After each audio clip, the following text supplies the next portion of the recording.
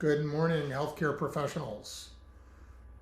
So today we're talking about there is no reality, and specifically we're going to talk about the topic of assets and liabilities. So most of you know I'm a huge fan of Robert Kiyosaki. He became very famous for his statement that your house is not an asset. And in today's video, we're really going to take a different approach to looking at this question about whether your house is an asset or a liability, depending really on how you think about it. And also what you do specifically with your house. So we'll also talk about why buying a house will almost guarantee that you'll get burned out if you buy the wrong house. And additionally, I'm going to teach you how to take your house and take it from a liability and turn it into an asset. Warning, boring alert. My family still tells me I'm boring on YouTube. I promise you, I've been a doctor for 33 years, going on 34. If you stay with us, you're going to learn things, specifically how to take personal responsibility for your financial and emotional life. For those of you new to the channel, I'm Dr. Ron Wuest. I make educational videos to help healthcare professionals and people to avoid burnout, achieve financial freedom and emotional well-being in 10 minutes per day, because school never really teaches us to take care of ourselves.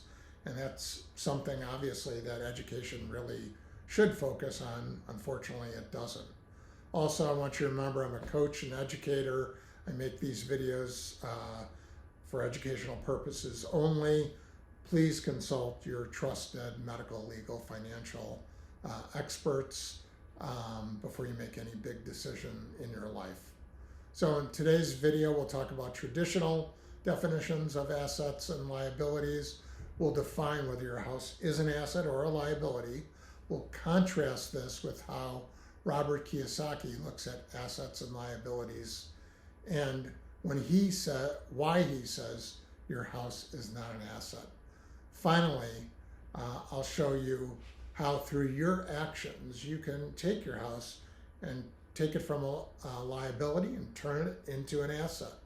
So let's pull back the curtain and jump into it. And talk about the traditional definitions of assets and liability. So traditionally, if you look at conventional definitions, an asset is really something that has value.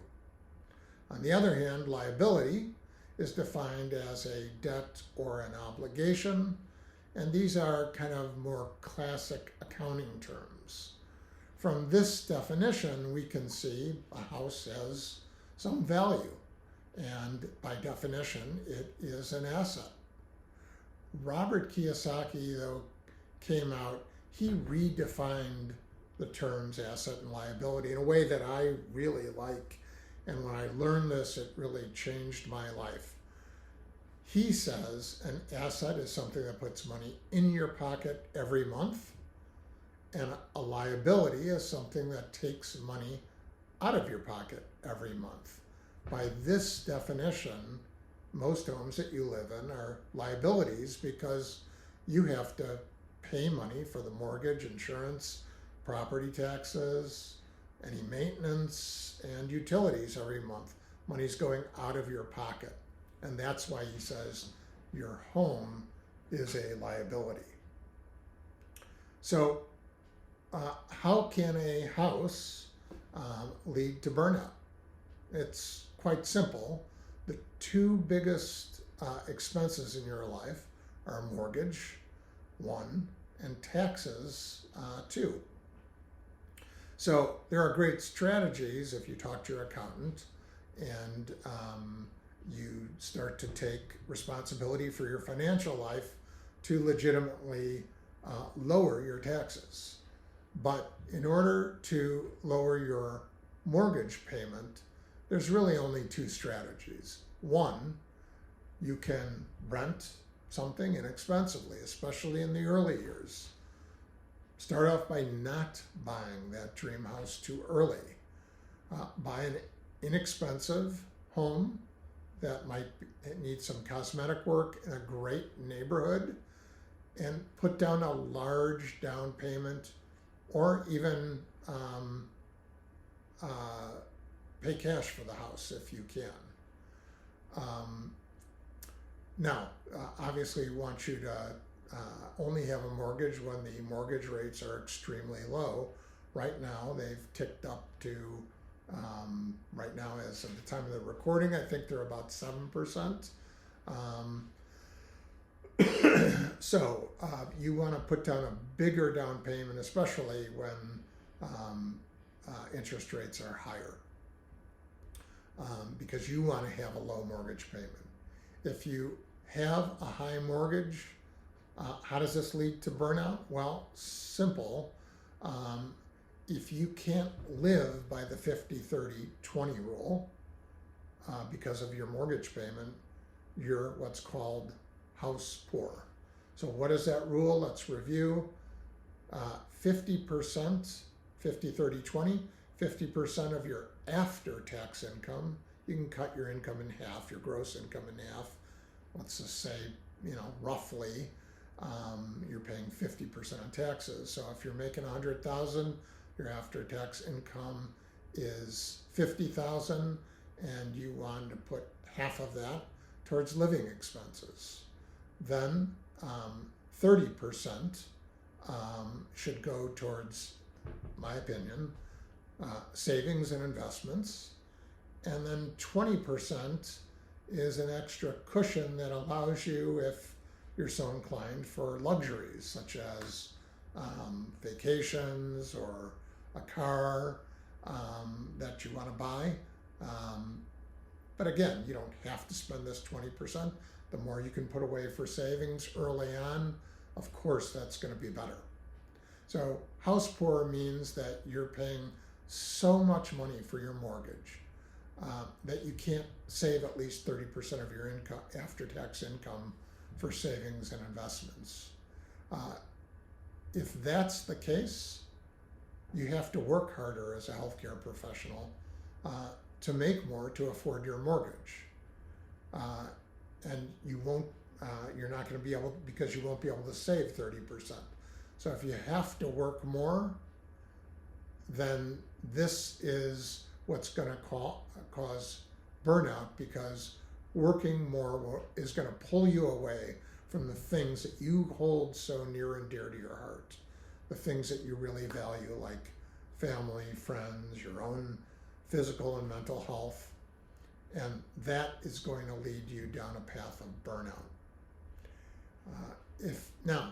If you take your home and you, say, bought a cosmetically bad home in a great area, and you fix this up, this is going to increase the value of your home.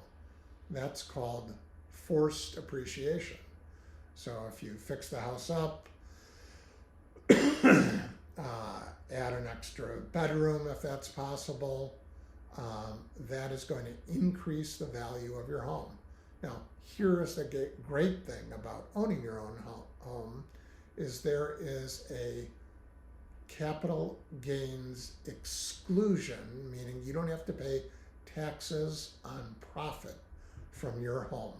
So if you buy a home and you're single, you can sell the home, and up to $250,000 of profit that you make for singles, or $500,000 for married individuals, is excluded from tax.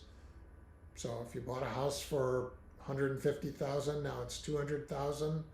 You can take all that gain, and you can then put it into your next home, hopefully keeping your mortgage very low, or not even having a mortgage at all, taking that whole amount of cash that you have and putting it towards another home.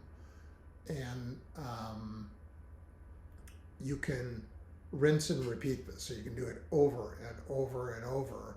And eventually you'll have a home that's quite valuable and totally paid for by repeating this. So, what if you're house poor already? Um, so, there are several options that you can look at, and there's many options.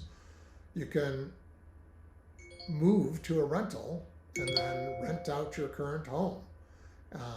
As long as it cash flows, you can then downsize into a rental, and hopefully the cash flow from your first house is paying for your rental. If you have spare cash, you can rent out a home, your current home, and then you can go out and purchase a more conservative home that has a small mortgage payment and live in that. Also, you could sell your house. You could take all the money that you make on that home if you fixed it up and done some what's called forced depreciation, and you can take that profit tax-free and rent, and then invest the gains that you've made because you didn't have to pay taxes on it. So there are many other strategies that can help you if you're a house poor. Don't forget to check out my YouTube channel for mental health and financial videos. And also, don't forget, living a great life is all about taking personal responsibility. I'm Dr. Ron Wuest, and you have a great day today. By the way, if you like this video, I'd really appreciate if you click on the like and subscribe button. I'm also looking for a select group of maybe 5 more healthcare professionals who are looking for absolutely free coaching for 4 weeks, no strings attached. All I asked is you just give your honest, candid feedback in terms of the program so I can make it better. That's all I got for you. You have a great day.